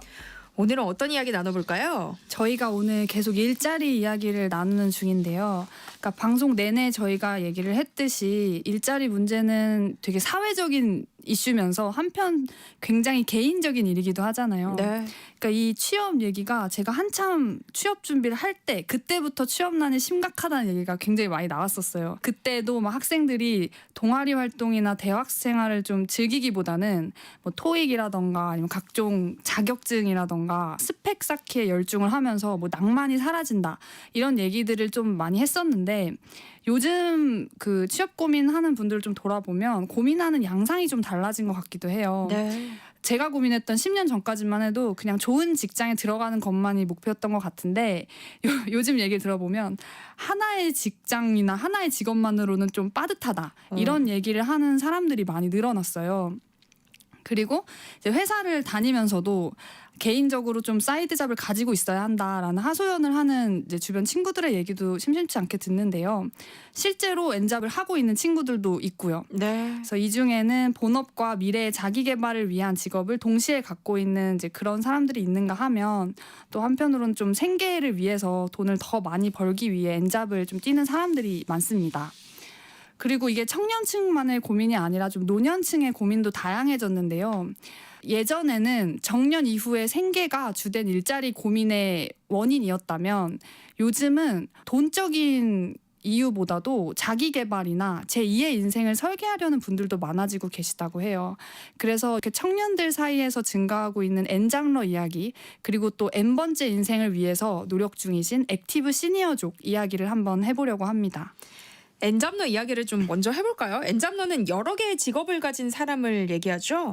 네, 2개 이상의 복수를 뜻하는 N, 그리고 직업을 뜻하는 영어 잡, 그리고 사람이라는 뜻이 그 ER, 그 러가 붙어서 이제 생겨난 신조어인데요. 네. 생계 유지를 위해서 본업 외에 여러 개의 직업을 가진 사람을 의미를 합니다. 그래서 2024년 올해 4월에서 6월까지 부업을 한 적이 있는 취업자를 조사를 했는데 이게 67만 명을 넘어서면서 역대 최대치를 찍었다고 하고요. 네. 심지어는 하반기에 고용 성장세가 둔화하면서 N잡러가 더 늘어날 것이다. 이런 관측도 나오고 있습니다. 그 실제로 N잡러가 사실 5, 60대에 가장 많기는 했어요. 그렇지만 최근 증가세만 놓고 보면 15세에서 29세 사이의 청년층에서 가장 급격하게 늘고 있고요. 또 이제 부업을 시작하는 사람들은 사회생활을 한 지 3년 차 이전에 N잡을 가져야겠다라고 결심을 한다고도 합니다. 굉장히 얼마 안 돼서 결심을 한다는 거죠. 사회생활 바로 시작하면 그 필요성을 느낀다는 거잖아요. 그러니까 N잡을 네. 선택하는 가장 큰 이유가 뭐예요? 일단 생계 문제가 가장 크게 꼽히고 있는데요.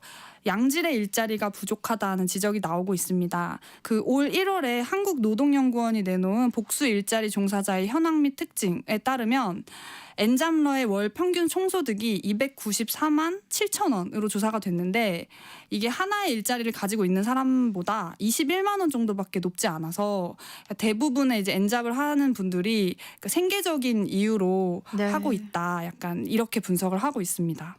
보통 어떤 직업을 부업으로 선택하고 있어요? 이제 가장 많이 하시는 게 요즘은 보통 배달 라이더이실 것 같고 또 유튜브 크리에이터 같이 이제 본인이 집에서 혼자 할 수 있는 그런 걸 직업으로 이제 택하시는 분들이 많은 것으로 보이는데요. 또 뭐 남는 시간에 자기가 가지고 있는 재능 같은 걸 좀 발휘를 해서 강습을 좀 하는 경우도 많이 늘어난 것 같아요. 그래서 이렇게 플랫폼 일자리에 많은 사람들이 몰리면서 뭐 시간 제약 없이 주체적으로 또 일을 할 수 있고 기존 일자리보다 좀 쉽게 일을 구할 수 있다라는 장점이 있기는 한데 이렇게 뭐 프리랜서라든가 플랫폼 노동자가 늘어나는 만큼 이런 노동자의 보호에 대한 필요성도 커지고 있다고 합니다. 플랫폼 프리랜서 노동공제의 설문조사에 따르면 응답자의 20.9%가 보수 지연 및 미지급을 경험했다고 하고요. 네. 22.3%는 최저임금에도 못 미치는 임금을 받고 있다라고 답했습니다. 또 좀 고용이 불안정하다 이런 것도 단점으로 꼽혔는데요. N잡러가 증가하고 있는 만큼 또 앞으로 정부가 제도적인 보완으로 신경 써야 하는 문제이지 않을까 싶습니다. 근데 이제 또 직접 제가 느낀 바는 제 주변에서 이런 N잡을 띄고 계시는 분들이 좀 계셨어요. 뭐 네. 영상 제작하시는 분들, 아니면 운동하시는 분들 이런 분들이 주말이나 시간 날 때 부업으로 사람들을 이제 가르치는 분들을 많이 봤거든요. 그래서 저도 예전에 영상 편집을 한때 배울 때 그런 어플을 통해서 그냥 일반인 분한테 배웠었는데 시간당 한 4, 5만 원 정도를 받았었어요. 그래서 이렇게 뭔가를 가르치는 일을 업으로 하는 건 좋은 N잡에 속할 것 같다. 어쨌든 본인의 전문성을 기르는 데도 도움이 되니까 또 이제 이걸 또 방송을 듣고 계시는 분들이 N잡을 고민하시는데 잘하는 분야가 있으시다면 그런 걸 좀 활용해 보셔도 좋을 것 같다는 생각이 듭니다. 그런데 요즘은 단순히 부업을 하는 N잡러가 아니라 다른 목표나 꿈을 위해서 N잡을 갖는 사람들이 점점 많아지는 추세라면서요. 네, 맞습니다. 특히 MZ세대의 경우에 돈이 목적이라기보다는 주 목적이라기보다는 창업을 한다던가 아니면 또 이직을 준비하려고 부업을 준비하는 사람들이 되게 많아서 34.2%나 됐습니다. 이게 X세대랑 베이비붐 세대랑 비교를 해보면 한 10% 정도 더 많은 수치라고 하고요. 네. 이런 사람들은 지금보다 더 나은 커리어를 쌓기 위해서 아니면 또 내가 지금 하고 있는 일과 완전 다른 새로운 분야에 도전하기 위해서 N잡을 선택하고 있습니다.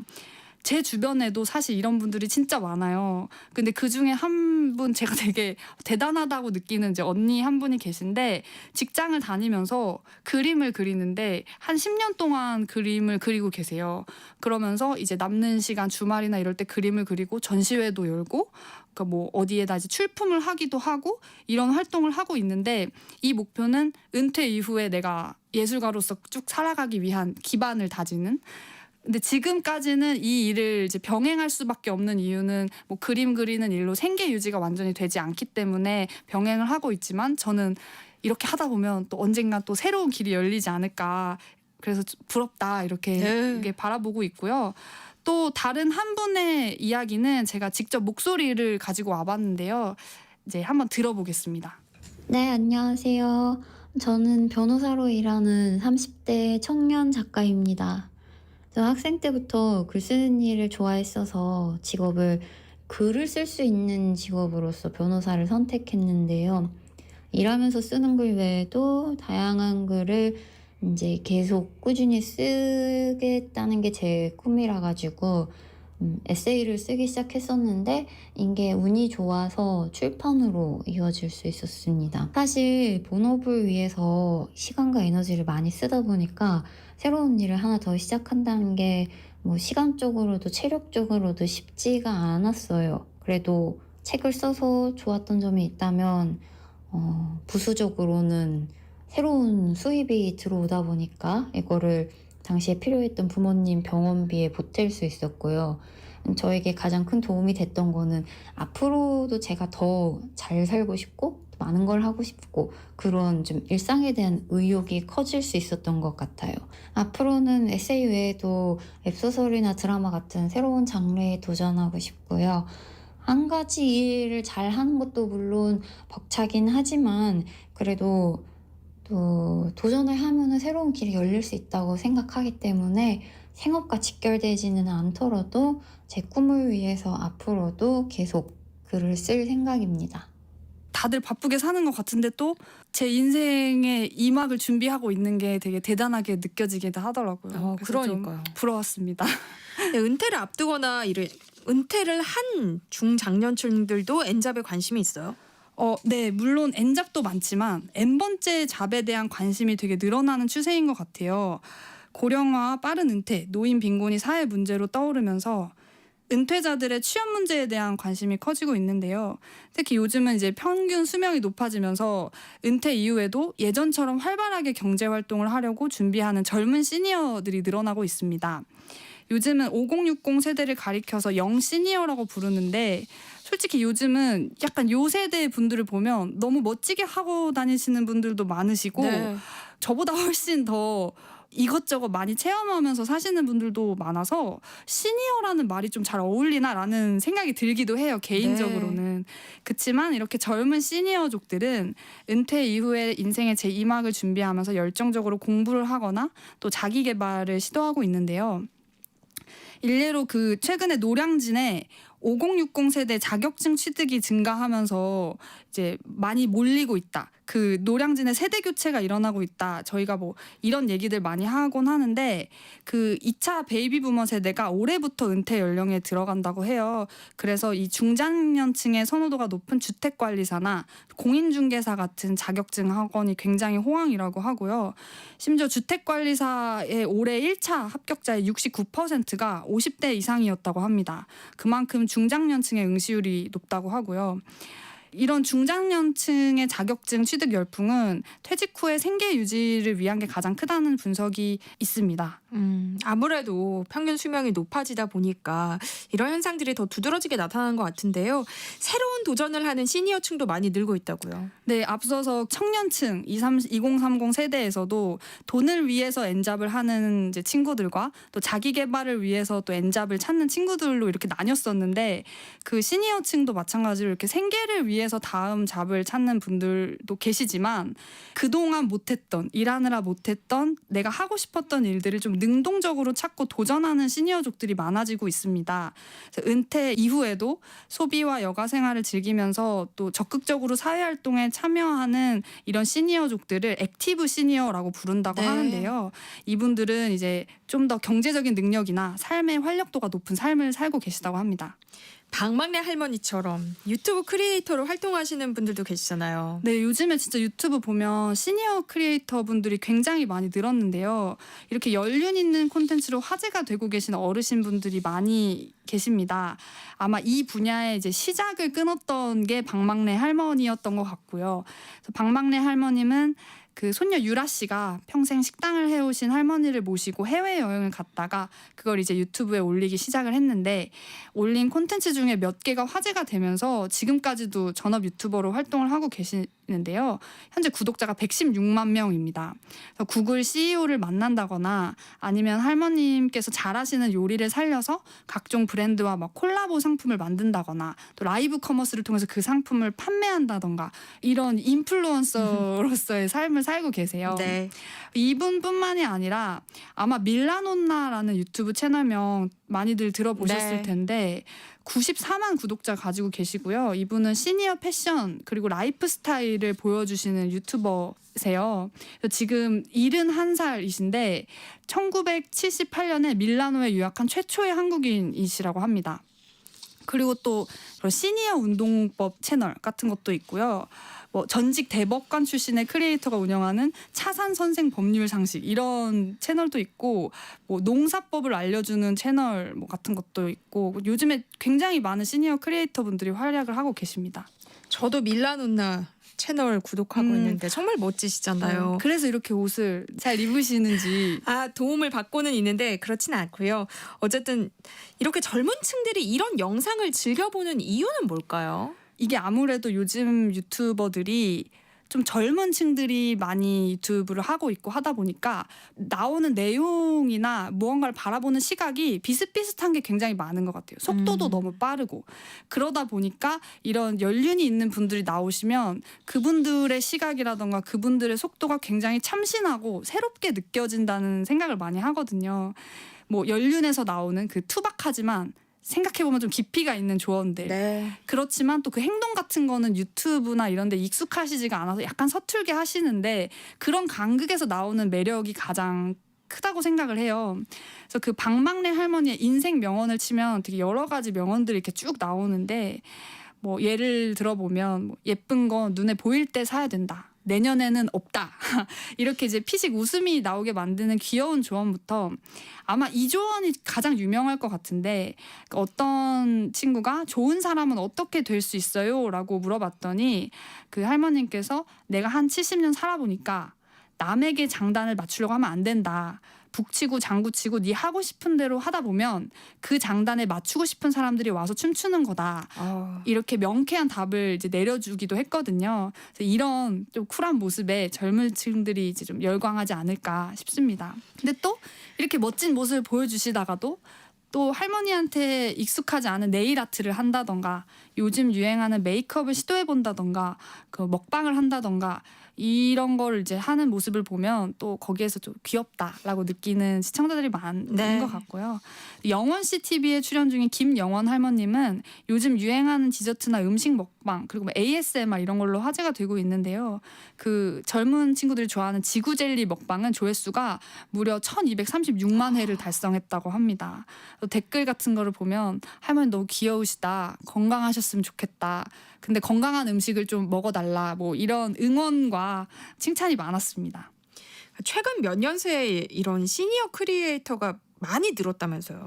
유튜브뿐만이 아니라 틱톡이나 SNS를 통해서 자신의 관심사나 뭐 자기가 좋아하는 것들, 자신의 일상들을 공유하는 시니어들이 많이 늘었는데요. 이런 액티브 시니어들은 그 디지털 환경을 수용하면서 또 활용하는 의지가 아주 강하다고 합니다. 그래서 그 각 지역 단체들에서 중장년 혹은 고령층을 위한 디지털 콘텐츠 제작 교육을 진행하는 경우가 많이 늘었다고 해요.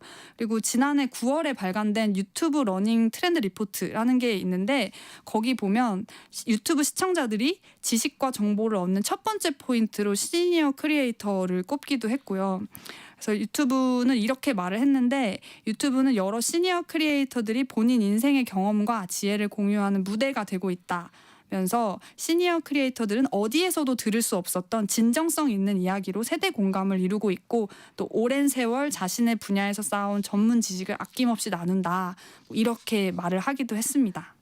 그럼 오늘 이야기를 한번 정리해 주신다면요? 갈수록 양질의 일자리가 줄어들고 생계를 유지하기가 어려워지면서 이 청년층 사이에서 엔잡 열풍이 좀 거세지고 있는데요. 심지어 최근에는 꼭 생계 유지뿐만이 아니라 제2의 인생을 위해서 자기 개발하기 위한 엔잡러들도 늘고 있다고 합니다.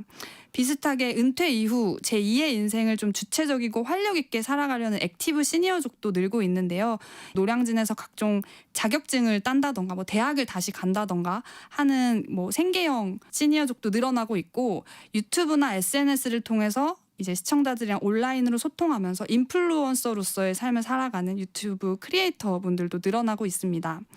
이렇게 나이에 관계없이 꿈을 위해서 또 시간을 아껴가지고 이제 새로운 삶을 도전하는 엔잡러들은 좀 기쁜 마음으로 응원할 수 있을 것 같은데, 그러니까 열악한 근무 조건 때문에 또 생계를 위해서 배달 앱이라던가 각종 아르바이트로 내몰리는 엔잡러들을 생각하면 한편 좀 슬픈 마음이 들기도 해요. 네. 옛날을 생각해 보면 그저 열심히 공부해서 대학 가고 직장 잡아서 은퇴하고 뭐 노후 생활 보내는 게 우리가 일반적으로 생각하던 삶의 루트였는데 이제는 그런 게 정말 약간 꿈 같아 보이기도 하고요. 네. 그래서 직업이라는 게 돈을 벌기 위한 수단이기도 하지만 어떻게 보면 한 인간이 가장 많은 시간을 보내는 활동이잖아요. 그래서 조금이라도 자신의 능력이랑 취향을 잘 살려서 일할 수 있는 세상이 오면 좋겠다는 생각이 들고요. 뭐 그게 아니면 적어도 보상이라도 확실히 받아서 남은 시간에 내가 하고 싶은 일을 할 수 있는 그런 세상이 왔으면 좋겠습니다. 약간 좀 꿈과 같은 이야기이긴 하지만 조금이라도 이런 모습에 가까운 사회가 되었으면 좋겠다는 말로 이번 특집을 좀 마무리해보고 싶습니다. 네, 오늘은 강 PD와 N잡에 빠진 청년들과 N번째 잡에 빠진 액티브 시니어 이야기 나눠봤습니다. 다음 주 수요일에는요, 주하영 PD가 직접 경험한 체험 삶의 현장 공개해드릴게요. 오늘 함께해 주셔서 고맙습니다. 감사합니다. KBS 일라디오 특별기획 우리경제 나의 전략 4부 세상의 모든 정보 여기서 마무리하겠습니다. 한우 세트 당첨자는요, 홈페이지 공지사항에서 확인하실 수 있습니다. 끝으로 악뮤의 후라이의 꿈 함께 들으시고요. 저는 내일 다시 찾아뵐게요. 지금까지 아나운서 전주리였습니다. 고맙습니다. 저 거위도 벽을 넘어 하늘을 날